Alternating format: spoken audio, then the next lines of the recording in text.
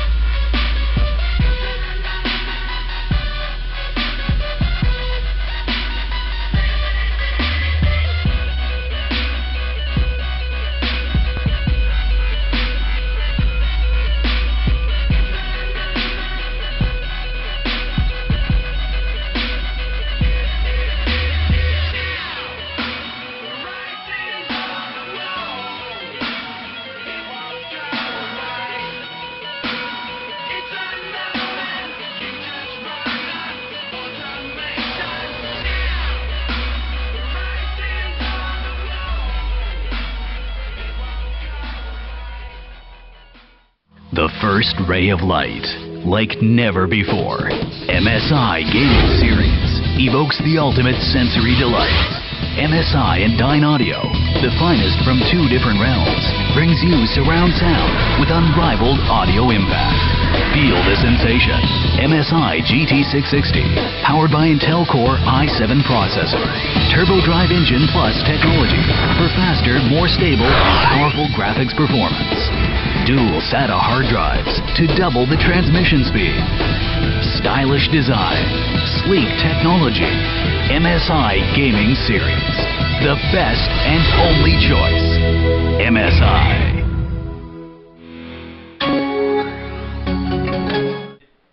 Ladies and gentlemen, welcome back to the EG Masters Cup. We fought through the third, fourth place. We determined and crowned a winner, ROOT.Qxc, and now it is time for the final boss battle. Idra is already up 2-0 over Qxc, and now Qxc must win this matchup in a best-of-5 series in order to climb his way to the top and win one of these MSI GT660 notebooks. Hello, I'm DJ Wheat. And I am Day9. And guess what? We got a little contest going on. Oh, do share, Dr. Yes, Wheat. look it right there on the screen. Check out Facebook.com/EvilGeniuses for a chance to win one of the EG mouse pads. Black hole bag included. Now, I believe what we're going to do is for each map that is remaining, we're going to do predictions for each map, and then you have a chance. So if Qxc actually wins the next two, and we go all the way to 5, you'll have 3 chances to make your predictions and win one of these EG Qck Steel Series mouse pads. Not too shabby. Now, to note, this is really going to be Qxc's time to focus and put a win on the table. Because Idra was given the opportunity to choose every single map in this entire map set, this is perhaps the most fair, even map of them all. Those first two were vicious, vicious games for Qxc. In particular, on Blistering Sands, Qxc has always struggled in TVZ on that map, trying to hope his opponent would go for Zerglings, but instead Idra went for the Roaches. So now that we're here on Metalopolis, not too many funky gimmicks, no backdoor, no easy Mutalisk harassment whatsoever. Qxc, as we saw against Machine, plays very, very well on this map. Yeah, very straight up, and means it's just going to be that much more exciting. A great, great map to have in this best-of-5 notebook final here. EG.Idra versus ROOT.Qxc. Are you ready, Day? Dude, I am pumped. I'm going to wish them the good luck, the have fun, and the good game, and I'm just going to wait for confirmation for both players.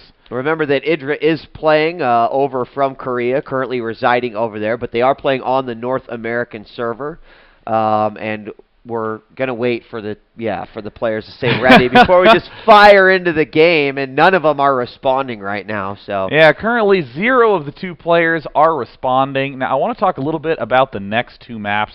This one's Metalopolis, but then it's Jungle Basin and then Shakura's Plateau. Interesting. So I do think that Terran can be quite comfortable on these next 2 maps, in particular on Jungle Basin. I think Qxc is going to be quite confident, but Shakura's Plateau, again, it's going to be an uphill battle.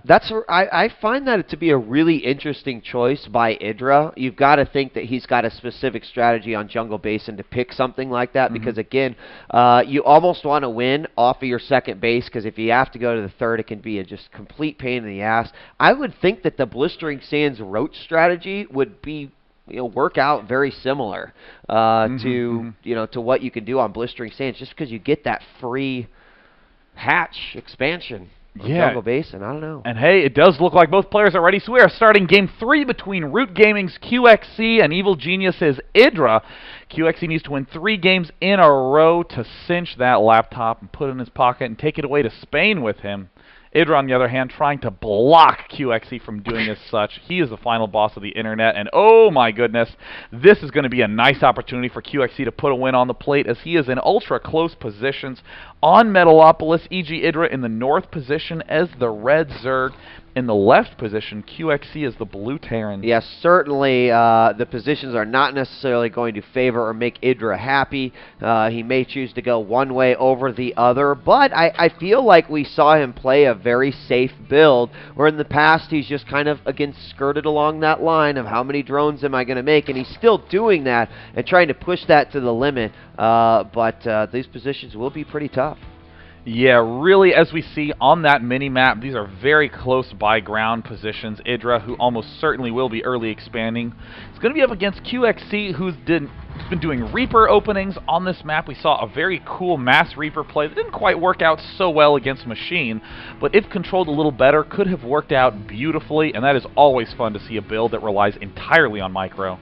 We're going to see the next drones pop out here, and depending on what direction this SCV scout goes, it looks like it is going to scout Idra first, and he's going to be very, very happy about that, even getting an early peek with this Overlord that's heading out towards the natural expansion. So could choose to do an eBay drop there on the expansion, or try to delay some other way, but he's going to check in, seize the creep. We'll see what he does next.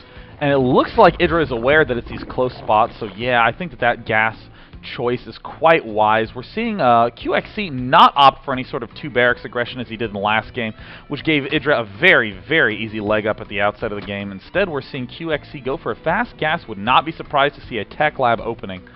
Yeah, we got this SCV battling out with the drone there, thinking that he really wants to put that hatch down, and he's just going to go ahead and rally him around, just try to make that drone work. Meanwhile, the pool is being put up right now, and here the SCV is going to go in and go, oh, okay, that's why it wasn't really coming out. Meanwhile, that drone decides that it wants to go scout, and it is going to find a Marine right when he gets up to that ramp, along with a second supply depot being put down. And there's the Marine popping out. And look at that last-second rally by Qxc. Brings it down to 11-5 and doesn't quite manage to pick it off.